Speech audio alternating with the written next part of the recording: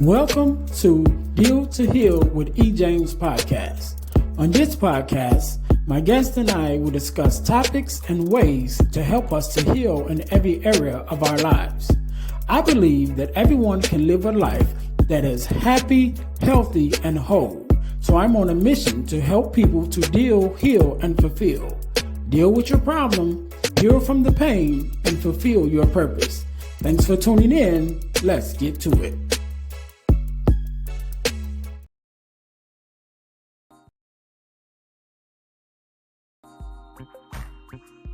Hey guys, if you're enjoying this podcast, then I know you'll enjoy the Girl Dad Discussion podcast. I'm your host, Ernest James, and I believe the relationship between a daughter and her father is one of the most important relationships a young lady can have.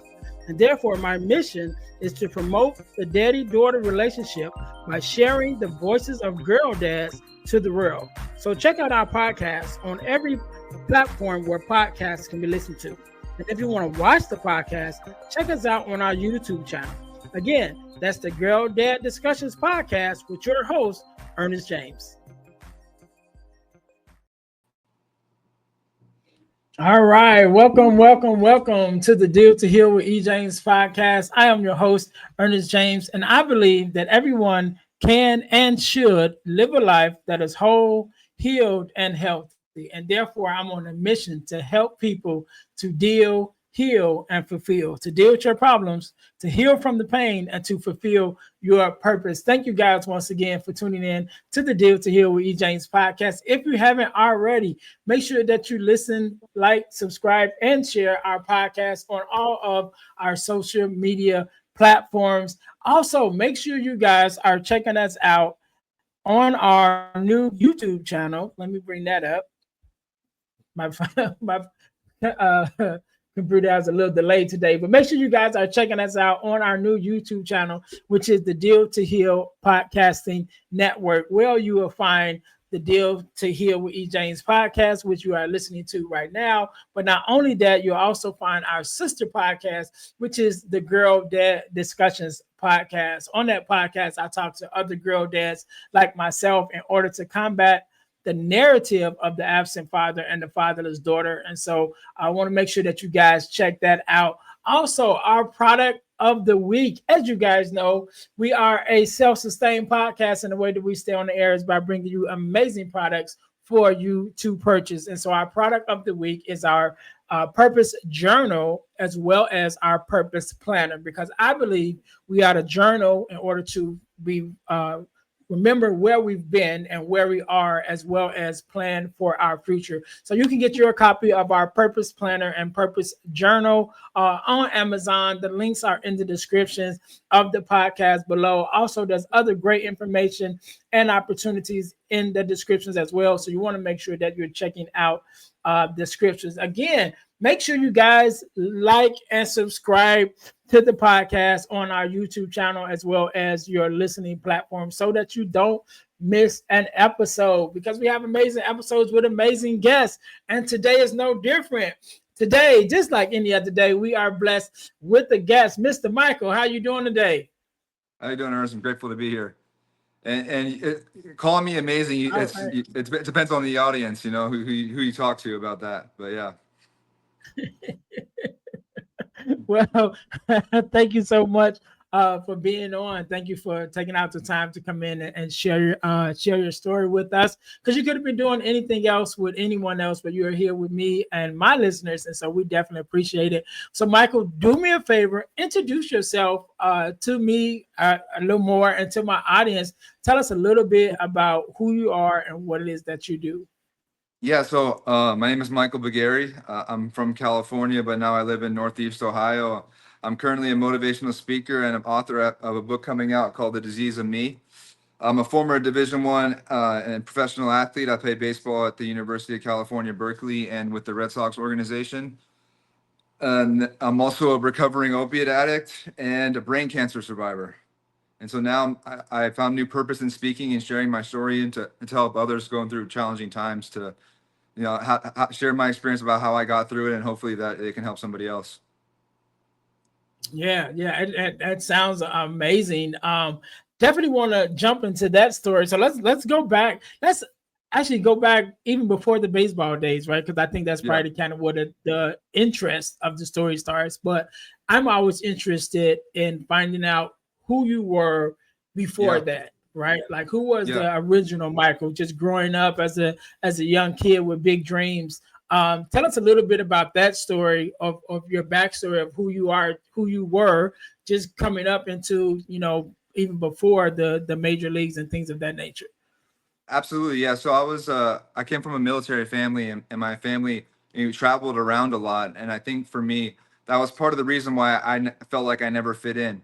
I was kind of like a Mhm. dorky kid. I like certain things, and but I was also diagnosed with ADHD at a young age, so I was kind of a difficult child, and I was all over the place. And my parents found, I had good parents that tried everything to spark my interest. But from an early age though, my thinking was flawed because I just didn't understand why the other kids didn't think that I was as cool or as popular as I thought I was. And so, right, so I tried. I felt I call it now a God shaped hole, but I had a hole inside me, and I say my thinking was flawed. It's something I call the disease of me because I only really ever cared about what I thought or how I felt or what I wanted. And at an early age, I really had this need for attention and validation, and, from other people, from outside of myself. And when I started playing baseball, I learned that the more better I performed, the more I got those things that I wanted. And baseball slowly started into a love for a game for me, but it evolved into an addiction because it became the source of getting the things that I needed. And so I was able to create an identity around baseball. So inside, I was really just full of fear and insecurity, but on the outside, I projected this image that I thought other people would want to see, and what they wanted to hear from me. Yeah, let's talk about that a little bit because I know that I'm not an athlete, right? So I've never been an athlete, but I do know, especially being in the speaking space, because there are so many athletes that come out Yeah, after their sports career and they start to to speak and share things that they didn't necessarily share during their career. And one of those things is that identity, being identified as an athlete. And so even with that, talk to us a little bit about that identity being connected to sports and being an athlete while you're in the sport, and then yeah, afterwards, because I know a lot of um, athletes struggle after their career because now they don't have that thing that they've identified with since a kid, to be in the focal point. Because like, all right, now my career is over. Now who am I without this thing that I've spent most of my life, chasing? So talk to us a little bit about your experience with that, and even if there's another uh athlete that's listening right now, something that can kind of help them in that transition of finding their true identity, which is much larger than the sport itself. yeah, yeah. So that's a great question, and it was one question that I had to ask myself in my road to recovery, and when I went back to school to finish my degree. That's what I did my thesis on, was athletic identity. Why did I overemphasize my athletic identity over anything else? And in a simple way that I can put it is, like I was saying earlier, that I was wasn't getting that attention and validation. I had this entitlement where I thought that I was special and great, but I wasn't seeing it in the real world. It was just only Mm. this fantasy that I lived in. But I found, like, and with the other sports, you know, uh, I'm 6'4". I wasn't super tall in basketball, and I was kind of chubby. So in football, I was always put on the line, and I was put in these positions where I never really had the ball, or was never really in the spotlight. But in baseball, I'm left-handed. It gave me advantages, and I could pitch, and I could have all the attention right on me, and I love that. And then, and like I said, as I got better, I started to get those things, and then the more validation is from scouts and schools and all these things that I got. It just blew my head up into proportions. And when I went to see professional coaches, and I saw how they acted, I saw how people treated them, I saw the confidence and the swagger that they had, and I knew that's what I wanted. And it wasn't something that I had inside me. It was something that it wasn't organic. I had to create it. And by creating that, I think, there's a saying, fake it till you make it. But Yeah. I just learned to bury bury those insecurities so deep into this new character, and it became everything to me. Like I said, it really was an addiction, and alcohol and other things kind of contributed to it, but with alcohol, right, it didn't really help me on the field. Like, I don't know if you try to hit a 90-mile-an-hour fastball when you're drunk, it doesn't really work out too well. Or you got to balance when you're pitching, all kinds of things. But my point is that when it became that addiction, it became everything that I needed, right? I needed that. And so over time, the lies get a little bit easier. You can bury them. Then it becomes your truth, right? I lived in the truth that I created for myself. And then when I got hurt and when I lost it, I didn't have it anymore. See, I had this mindset that I was willing to die at 40 years old as long as I could play 10 years in the major leagues, because there was that feeling that if I just got there, I would get everything that I wanted, that I would stop feeling this way that I really felt about myself. And when I lost it, I didn't know what to do. I had no direction. And that's when opiates and painkillers became my solution. And because they worked, they helped me forget about everything. And I just fell into this deep depression and just being alone. Yeah, I wanna talk a little bit about that too. That you just mentioned about that mindset of feeling like once you make it to the NFL, once you make it to the major leagues, once you make it Yeah. to the NBA, like then everything else is going to come with it. You know what I mean? To give you this sense of purpose and fulfillment and all of that. And then you kind of get there and realize like, oh, this is not what I thought it was going to Yeah. be. And I talked to entrepreneurs and successful entrepreneurs who have $1 million companies, and you hear the saying all the time, like money doesn't solve all your problems. And to people that don't have money, it's like, hey, I think it'll solve a lot of mine. And then they're always saying like, I wish you could get money, and then you'll realize that it doesn't fulfill you. You know what I mean? And so it's sort of that same thing, like you were saying, really feeling like once I make it to the league, whichever league it is, right? Once I make it and I make all this money and I get this notoriety and I get the popularity and the fame and all that, then all of my troubles will be over. When really, it's really kind of just start, because now you have access to all of these other things, in order to hide that insecurity, like you said, that you had. So, and that, how did that kind of play out with you? Because you get there and it's like, oh, you know what I'm saying? Like, it's not what I thought it was going to be. Yeah, that's a good question. Again, I think part of it too is the mindset. Some athletes, like, there's a really small percentage of Division I athletes that go play pro, right? And once you get to that level, what separates you now? It's not your talent, right? We're all really good. It's your mindset. And I think with the percentages so small of being like 3 to 5 years for a pro career to last, I think you have to get into this motion of lying to yourself that I'm going to be the one, and that creates an arrogance or a self-confidence that you have to have it, right? You have to have it. And going back what you said next to the, I call it's like the hedonic treadmill, they call it, right? It's no matter how much money I get, no matter how, it's never going to be enough. And for me, it wasn't necessarily about the money. The money stuff, great, money's important, but for me, that's trivial. For me, it was the attention. The attention from women, from people, from being oohed and on. That's what I needed.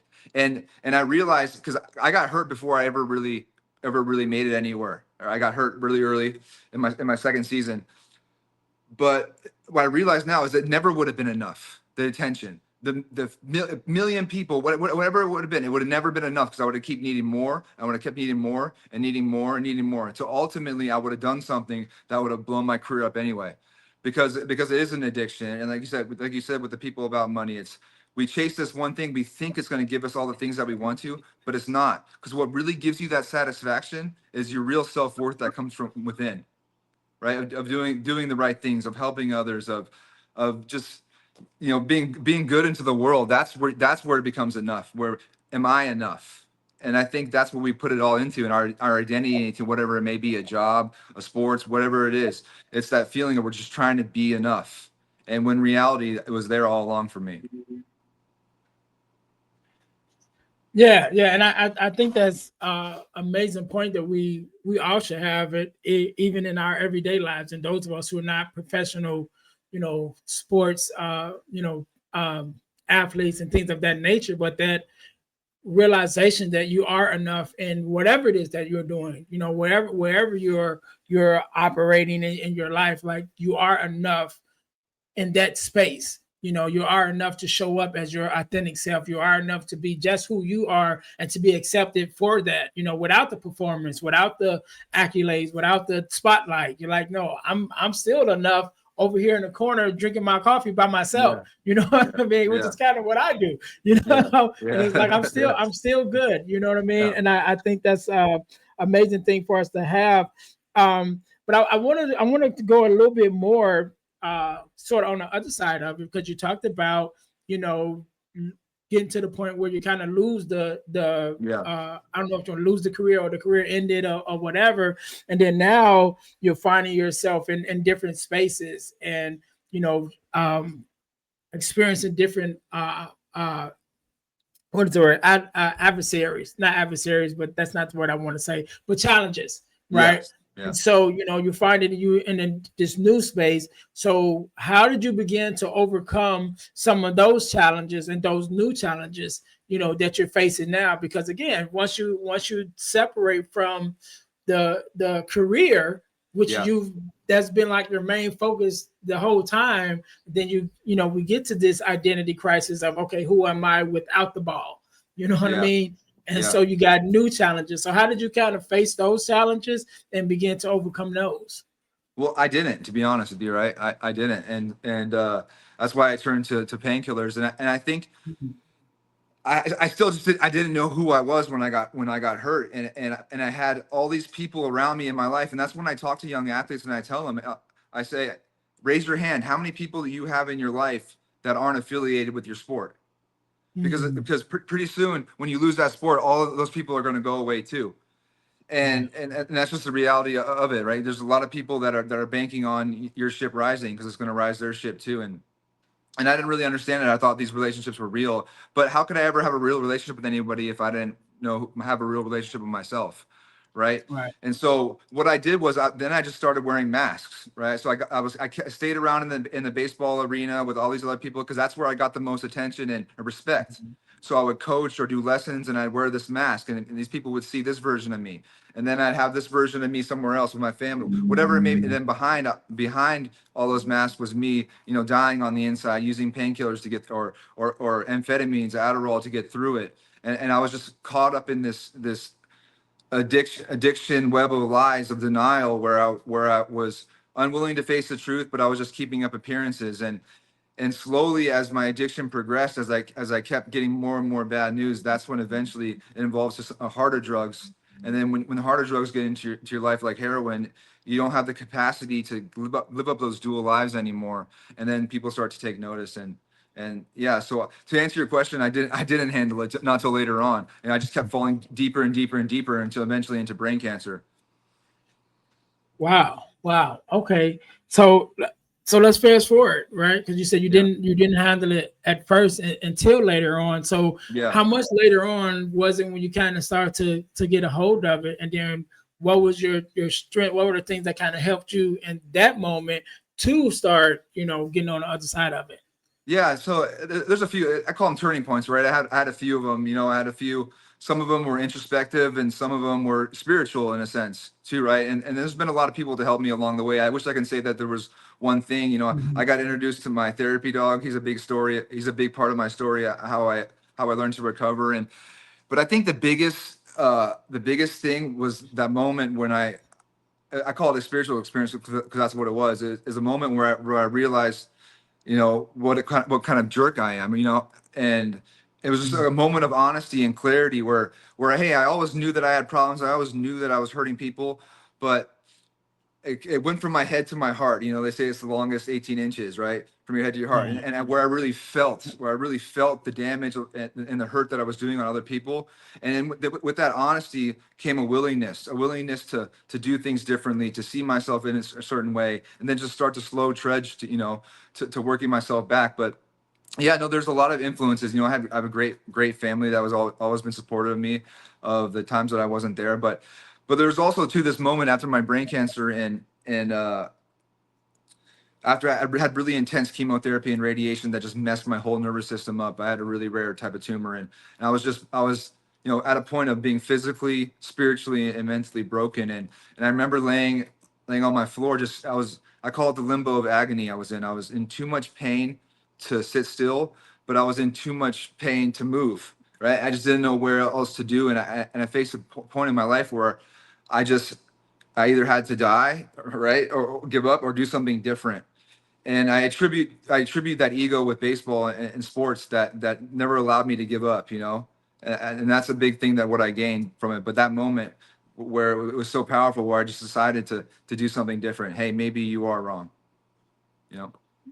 Yeah, yeah. So I want to talk about, because you kind of said it, and I just want to kind of ask a little bit more about that, because you mentioned about the drug use and things of that Yeah, nature, and then you said that it kind of led to your yeah, brain cancer. So let's talk to me a little bit about how the drugs or whatever kind of added to the brain cancer, and then that yeah, whole experience of dealing with your health, especially as an athlete, dealing with your health and going through health issues, and how did that, just having that to work your way through that, how did that affect you also, as your inner person, and even finding your purpose through that situation? yeah, yeah, yeah. So I don't have 100% scientific proof, but I know Mhm. I know it's the reason. So in my desperation, it goes back to the identity, right? In my desperation to fix my arm and to come back, I bought human growth hormone and other anabolic steroids, from a not so uh, reputable, I'll say, source, right? And I You didn't got it. have any I didn't have any medical supervision, and I think I misused a lot of it, and then I stopped taking it abruptly when I got hurt. But that, I think that most likely caused my brain tumor, right? So as my addiction progressed, it wasn't like I had, hey, I recovered from my addiction and then all of a sudden now I got no. It was a slow transition downwards where that highlighted everything to it. And I'd like to say that having a lacrosse ball sized brain tumor and going through all that other stuff would have changed me, right? It would have changed the way I see the world. Maybe I got a second. No, I went right back into to using heroin again, because it was a solution for me, because I was in so much pain and I needed it. And and I like and right away, it took me a few years, to really see the gift that I was given and changing that perspective, because all those things, they were a gift. And I had to go through that spiritual and physical and mental break of just rock bottom for me to be able to go forward and to find purpose, because I mean it's just how I am. Yeah, yeah, and I like what you just said, because you said it gave it allowed you to see the gift that you were giving, Yeah, right? And I think that's a awesome phrase, and I think it's a viewpoint that only people who have found their purpose are able to appreciate, yeah, right? Because we go through all these things, and I speak for myself with, going through my divorce and going through my depression and going through my suicidal ideations, and all of that, those things that, could perceive to be very negative and very hard on an individual. But once you find the purpose in it and you come out on the other side, you're quote unquote grateful yeah, for yeah, for those things. You're grateful for those challenges, because it's like, oh, I made it through it, number one. But number two, now it gives me this purpose in order to pour into others, in order to help others who may be in that situation, and even some that I may keep from going through that same thing that I went through. yeah, And so I think it's a phrase and a mindset that only people that have really found their purpose in life are able yeah, to appreciate. And so as we find our purpose, and as you begin to find your purpose, even get into the work that you are doing now as being a speaker and an author, we can talk a little bit more about your upcoming book too. How has your experiences showed up now as purpose, and how do you use that now to move forward and to help others? yeah. That's great. Great. You put it in a great way. And just to touch on that too, I think it's more. Yes, you're absolutely right. It is finding that purpose. You feel that rejuvenation, right? But I think too, and I'm sure you can attest to this. Is I've been to a place where I never thought I would go. My mind, it took me to a bottom, to a part of my language, to a hell that I never, it was just that I had to rebuild myself back from the ashes. And I think, as Yeah. personally, just from my experience, going through that fundamentally changed me in how I view the world. And I'm able to see all the adversities and all those bad things that I've been through as gifts that just build me back stronger. Right. Not that I'm built back big and invincible. I'm built back with scars all over me that you can see, but they make me stronger. And in a way, I think it's more beautiful. And so with the question you asked, I see all those experiences and the things that I've been through as just as ways to share and to help other people. And I do it in many different ways.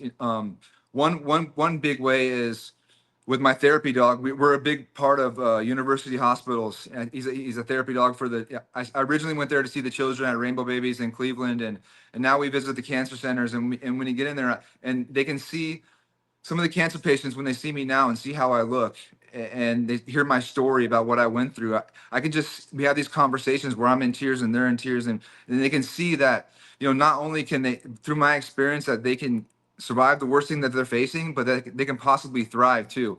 And then I see it too with athletes and kids I help coach and things that I do.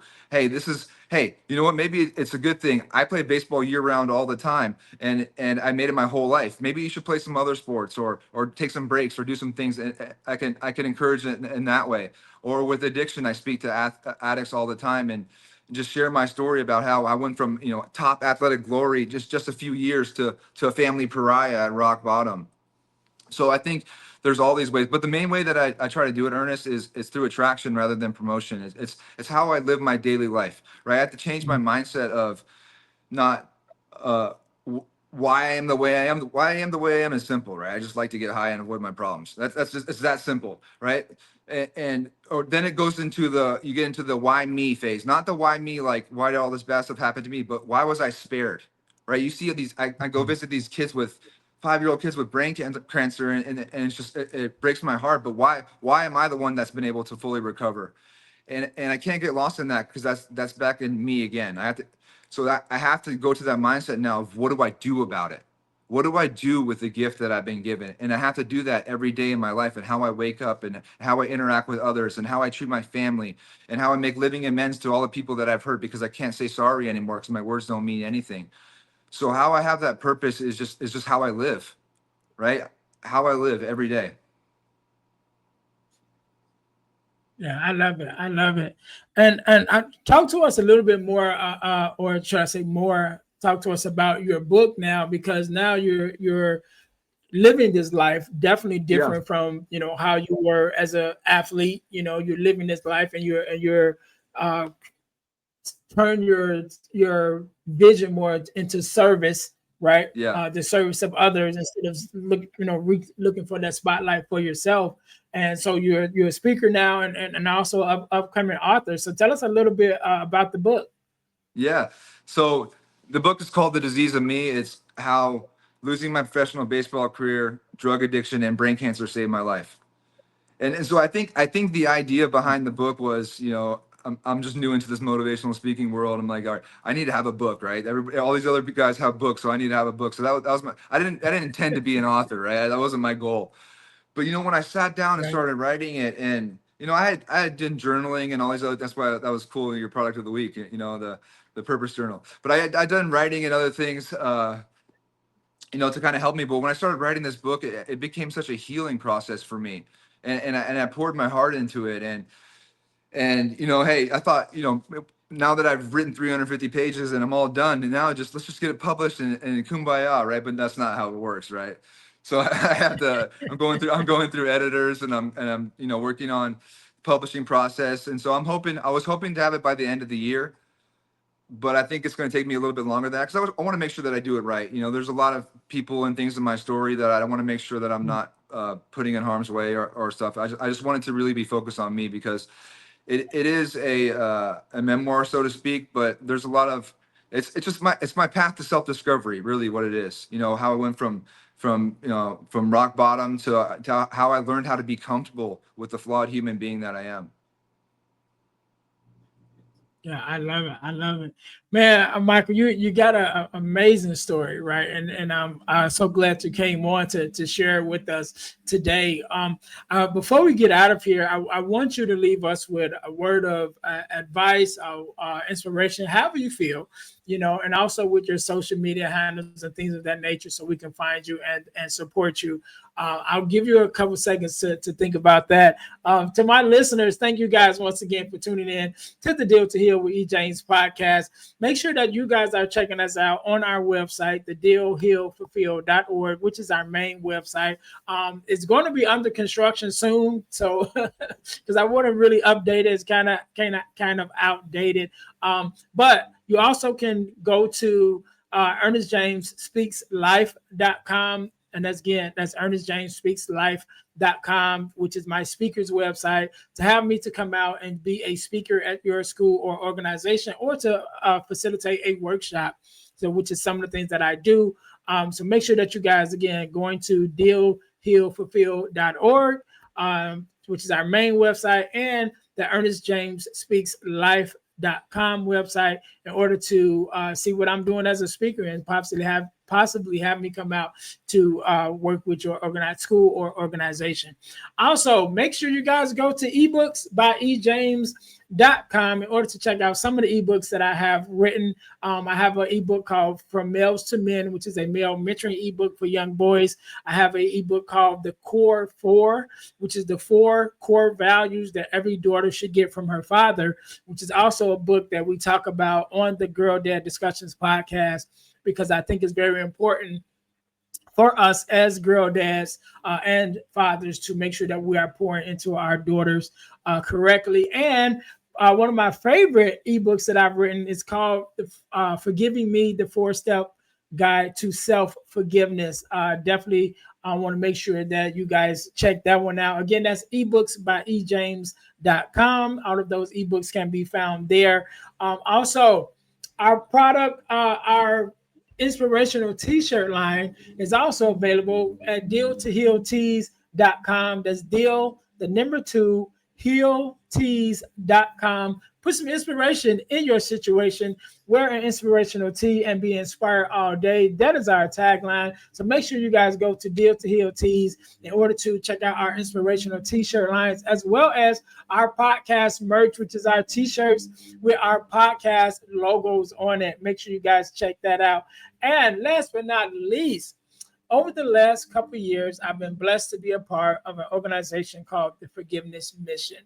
And what we do, we have free virtual workshops every other month, right? And we talk about everything surrounding forgiveness, forgiveness of self, forgiveness of others, forgiveness of the world, just everything surrounding forgiveness, because we think it is very important for us to find our way in order to forgive, in order to move forward in our lives. And so whenever you're listening to this podcast, either one just ended or there's one coming up. So you can go to forgivenessmission.com to sign up for our next free virtual workshop, or you can go to Eventbrite and look up forgiveness workshop sponsored by the Forgiveness Mission in order to sign up for that. It's absolutely free, but the information is priceless. So make sure you guys go check us out at forgivenessmission.com. So thank you guys for that.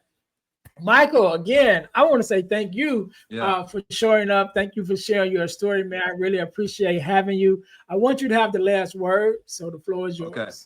So yeah, you said the advice question, and I was don't know what to say when I get asked this, because I don't really feel like I'm qualified to give advice. Sure, I've gathered some wisdom, but with that said, right, I'll say 2 things. I think one is that our self-worth has to come from within. I think we live in a me-centric society with social media, and we can find these likes and all these things to help us feel good. But I think for me particularly, is that stuff is great, and I can get caught up in it too. But I only find my self-worth from within when I go out and show up and face the hard things, and I'm not afraid to fail, and I fail quite often, but I always learn something from it. So the best way for me to find that worth is to try to complete things and show up. And second thing is that if you're just feeling really down about yourself and caught up in your own head, just go do something, be of service to somebody else. Like do something nice for someone, or go help someone, and just see how it makes you feel and see how it transforms and gets you out of your own headspace. And then in terms of yes. my, And my stuff, where's your social media yeah. handles where we can find it? You can find me. My website is www.michaelbugary.com. Last name is spelled Bugary. That's for, if you want to see me as a speaker or just send me a message. I'm on Facebook, Michael Bugary, and on Instagram at M Bugary, where you can see some videos of my dogs. And I want to say to you, Ernest, we talked about our pets a little bit before. And if you ever make your way to Northeast Ohio, I have a big lake, and I got giant snapping turtles in there. And you can have one anytime you want. Yeah. I appreciate that. To my audience, he's referring to. I told him we talk about pets before we started recording, and I have aquarium with fishing, and then I have another aquarium with 2 turtles. I love turtles for whatever reason. I don't even know why, but I've always loved turtles since I was little. So I definitely appreciate that. We got anything no better than that, man. Thank you so much, Michael, for coming on. Thank you to my listeners for coming on one more time to listen to the Deal to Heal with E. James podcast. Make sure that you like this episode, leave us a comment, and more importantly, subscribe and share with somebody else. And so that being said, until next time, you guys be blessed. Thanks for listening to the Deal to Heal with E. James podcast. Remember to listen, like, subscribe, and share. This episode has been brought to you by Deal to Heal Teas. Put some inspiration in your situation. Wear an inspirational tea and be inspired all day. Let's go to dealtohealteas.myshopify.com. Remember, our mission is to help you to deal, heal, and fulfill. Deal with your problem, heal from the pain, and fulfill your purpose. Thanks for listening.